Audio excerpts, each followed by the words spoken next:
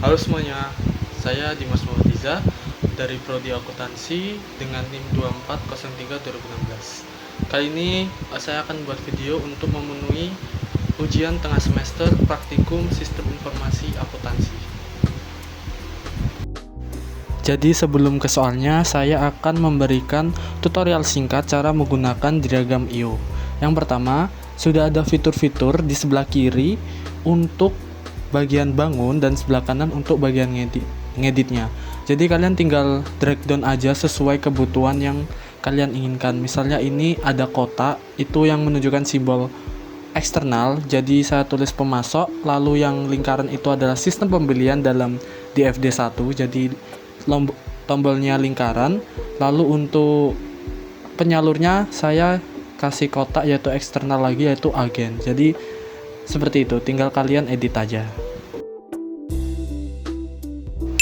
Jadi berdasarkan soal tadi, saya sudah membuat jawaban sesuai dengan soal-soal yang diminta.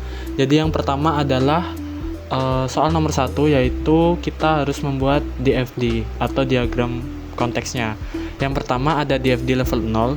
Di sini ada manajer produksi itu melakukan pemesanan lewat sistem akuisisi dan pengelolaan aset tetap, lalu menerima pesanan itu dimasukkan ke pemasok. Nah, pemasok ini tugasnya membuat salinan faktur dan pembelian, dikirim lagi ke sistem, lalu keterima di manajer produksinya yaitu faktur pembelian. Lalu si manajer produksi membuat pembayaran yang dimana nanti akan kekirim pemasok. Jadi DFD level 0 nya itu antara eksternal dan internal saja, hanya dengan satu alur.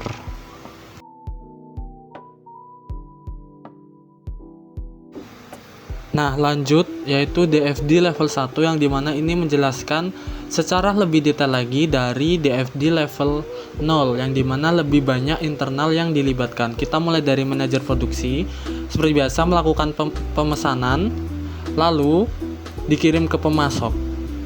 Setelah itu pemasok membuat faktur pembelian yang dimana itu akan dikirim ke manajer produksi dan dicatat ke aset tetap perusahaan. Lalu dari aset tetap perusahaan itu ada salinan pesanan pembelian dan faktur pembelian yang dimana itu dikirim ke bagian Departemen Utang Dagang. Nah, yang dimana dari Departemen Utang Dagang akan memproses transfer pembayaran lewat sistem akuisisi dan pemeliharaan aset tetap tadi. Lalu setelah itu pembayaran akan langsung terkirim ke pemasok. Seperti itu untuk DFD level 1. Soal selanjutnya adalah flowchart. Nah, jadi flowchart ini memiliki bentuk-bentuk yang dimana tiap bentuk bangunan itu memiliki arti sendiri. Kita mulai dari tombol mulai yang dimana simbolnya adalah kotak yang sisinya melengkung. Nah, sesuai dengan DFD tadi, yang melakukan pertama adalah manajer produksi yang dimana dia melakukan permintaan aset tetap yaitu dengan lambang persegi panjang yang dimana lambang persegi panjang itu adalah suatu proses. Nah, lalu dikirim ke bagian pembelian yaitu menganalisis kebutuhan, lalu memilih pemasok, negosiasi harga, dan membuat daftar pesanan. Lalu dari bagian pembelian menghasilkan salinan daftar pesanan yang akan dikirim ke dua penerima. Yang pertama ada pemasok. Setelah pemasok menerima salinan daftar pesanan, dia akan mengirimkan aset tetap lalu membuat faktur yang dimana faktur itu menghasilkan faktur pembelian dan pengiriman.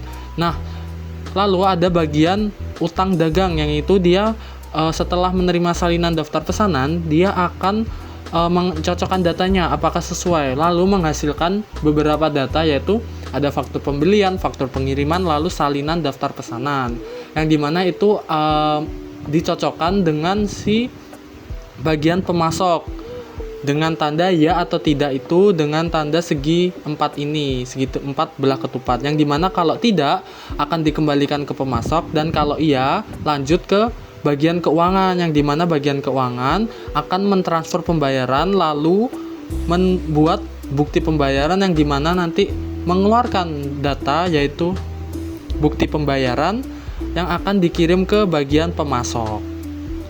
yang dimana data-data hasil dari proses itu digambarkan dengan logo kotak persegi panjang yang bawahnya seperti gelombang. Lanjut soal nomor 3, yaitu analisis kelemahan pengendalian internal. Nah, jadi saya menganalisis ada 3 kategori yang sedikit mungkin bisa membuat dampak lebih besar. Jadi yang pertama itu pemisahan tugas. Seperti yang dilihat, yang dimana manajer itu melakukan wewenang, yaitu memilih pemasok hingga persetujuan pembelian, yang dimana itu dampaknya bisa membuat resiko penyalahgunaan wewenang, yaitu yang membuat kolusi dengan pemasok. Terus yang kedua itu ada pengendalian fisik, yang dimana tidak disebutkan sama sekali di soal adanya pencatatan nomor seri atau kode aset yang diterima. Jadi dampaknya nanti itu resiko saat kehilangan atau barang rusak itu kita sulit melacaknya, ini gara-gara apa ya gitu. Yang terakhir itu ada pengendalian akses, yang dimana akses dokumen ini tidak dijaga dengan baik oleh pembelinya karena diatur oleh semua manajer, karena diatur semuanya oleh manajer, yang dimana dampaknya itu bisa ke karyawan, itu bisa saja memodifikasi atau pemalsuan dokumen. Selanjutnya soal nomor 4, yaitu saran perbaikan sistem pengendalian internalnya. Seperti yang pertama yaitu pemisahan tugas yang tidak jelas tadi, yaitu saran perbaikannya pisahkan fungsi antara siapa yang memesan aset, siapa yang menyetujui pembelian, siapa yang penerima aset. Sebenarnya bisa dilakukan semuanya, tapi alangkah baiknya bisa dibagi sesuai porsinya supaya tidak terjadi hal-hal kecurangan. Yang kedua yaitu kode-kode tadi itu bisa dijadikan barcode atau QR, yang dimana itu memudahkan daftar inventaris saat aset tetapnya itu hilang atau tidak bisa dilacak. Itu bisa menggunakan QR, yang dimana nanti bisa dibuat untuk daftar inventarisnya. Yang terakhir itu adalah pemeriksaan dokumen, yang dimana sistem dokumennya tadi itu kan masih lemah, yang dimana dia masih mencatat dan menyimpannya lewat kertas, bukan sistem. Jadi teman-teman semuanya, terima kasih telah menyimak ujian tengah semester dari jawaban saya. Mohon maaf bila ada salah jawaban atau salah kata yang belibet, yang sulit dipahami. Kalian bisa DM aku lewat Instagram untuk menanyakan hal-hal yang kurang dipahami. Dari saya, Dimas Muhammad Iza, terima kasih telah menonton.